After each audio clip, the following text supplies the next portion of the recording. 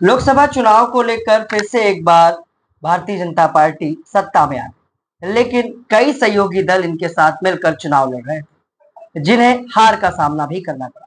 इन सब में एक अहम चेहरा निषाद पार्टी, जिनके सुप्रीमो संजय निषाद है, उनके पुत्र प्रवीण निषाद भी चुनाव लड़ रहे थे संत कबीर नगर से, जिन्हें कहीं ना कहीं हार का सामना करना पड़ा। कई गंभीर आरोप भी संजय निषाद और उनके परिवार पर लगे कि परिवारवादी पार्टी है, उसके साथ साथ क्या क्या खामियाजा भुगतना पड़ा। हमारे साथ इस चर्चा पर सिमी वर्मन है, जो सामाजिक नेता है और लगातार मछुआ समुदाय के लिए काम कर रही हैं। वो कई संगठनों में भी है। उसके साथ साथ जानते हैं कि किस तरह से इस चुनाव को देखती है, इस नतीजे को देखती है। सिमी, किस तरह से इस चुनाव को देखती हो, जहां पर निषाद पार्टी का एक बड़ा चेहरा माने जाने वाले, आरक्षण की बात किए जाने वाले, मछुआ समुदाय का एक बड़ा चेहरा फिर भी हार गए?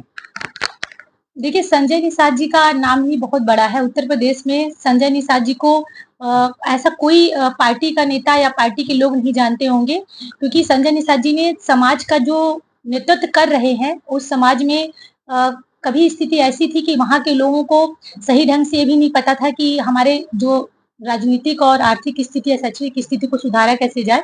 तो इन्होंने बढ़-चढ़ के समाज के लिए काम किया है, तो आज समाज उनको बहुत अच्छी तरह से समझ रहा है। हाँ, ये आपने जो बोला कि इनका जो लोकसभा चुनाव हुआ था, उसमें थोड़ा-सा इनको हार का सामना करना पड़ा, पर वो उनकी हार नहीं थी, वो उनकी जीत ही थी, क्योंकि उन्होंने अपने कार्यकर्ताओं को, जो इनके निषाद पार्टी के कार्यकर्ता थे, उन्होंने पूरी मेहनत से, लगन से काम किया था अपने क्षेत्र में, और मैं खुद गई थी वहाँ। और वहाँ पे सभी का एक ही वो था, उद्देश्य था कि हमें किसी भी तरीके से पार्टी को आगे बढ़ाना है और इस सीट को निकालना है।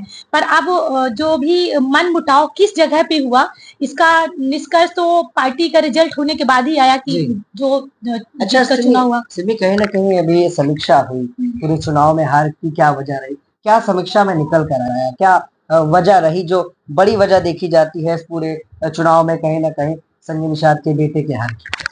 देखिए, पार्टी की जो समीक्षा बैठक हुई, इसमें कई पॉइंट्स आए। उसमें ये भी माना गया कि इन्होंने 2017 में जब पहली बार गठबंधन में बीजेपी के साथ आए थे, तो उन्होंने अपने जो बेसिक मुद्दा जो था कि इनको एससी का आरक्षण मिलेगा, तो वो एससी का आरक्षण इनको अभी तक मिला नहीं, जिसकी वजह से कहीं न कहीं समाज इस चीज को भी देख रहा था, और समाज को लग रहा था कि जैसे और जातियों को आरक्षण मिला था और जातियां आगे बढ़ रही हैं आरक्षण की वजह से, तो इनको भी यदि आरक्षण मिल जाएगा तो उनकी जातियां जो भी मल्लाह जातियों में आती हैं, वो भी आगे बढ़ेंगी।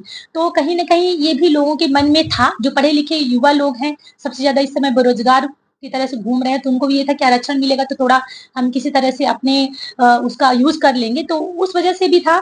और दूसरी बात, जो भी कहीं न कहीं इनको सिंबल का भी था कि इनको जैसे दूसरी पार्टियों में अनुप्रिया पटेल जी को उनका खुद का सिंबल मिला, ओम प्रकाश राजभर जी को उनका खुद का सिंबल मिला, और इनको ये सिंबल नहीं मिला। तो कहीं न कहीं इनके मन में ये भी था। हाँ, बीजेपी से लड़ रहे थे, और उनको भी, और जो इनके सहयोगी दल थे उनको भी बीजेपी से ही था, पर उनको खुद का सिंबल मिला। तो आप ये कह रहे हो कि कहीं ना कहीं जो नुकसान हुआ है बीजेपी का सिंबल मिलने की वजह से हो गया?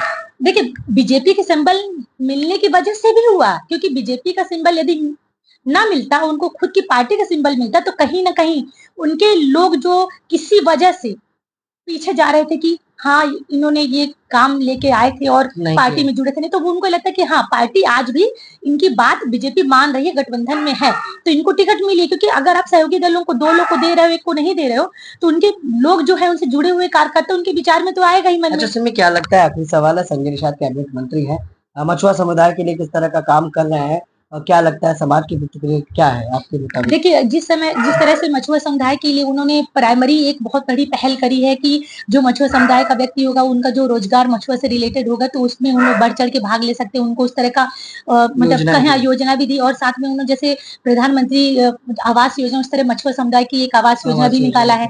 इसका भी फॉर्म भरा भी गया, और कई लोगों ने इसमें अप्लाई भी किया जो उसकी उस सीमा में आते हैं। तो वो कहीं न कहीं अपने समाज के लिए काम कर रहे हैं। और देखिए, मैं तो यही मानती हूँ कि उस समाज का जब कभी किसी ने जिक्र तक नहीं किया, आज वो समाज कहीं न कहीं संजय निषाद की वजह से आगे आ रहा है, तो लोगों को कहीं न कहीं चीज़ से घृणा तो होगी, और घृणा की वजह से ही उनके साथ गलत नहीं हो रहा, वो नुकसान पार्टी बीजेपी का ही हुआ है, क्योंकि वो तो अपने लोगों को आगे बढ़ा ही रहे हैं, और 2027 या 2000 जो भी आगे चुनाव होगा, तो वो बढ़ चढ़ के भाग लेंगे और अच्छी सीटें निकालेंगे, और जो भी विधानसभा में है और अपना एक हिस्सेदारी दिखाएंगे। चलिए, बहुत बहुत धन्यवाद सिमी।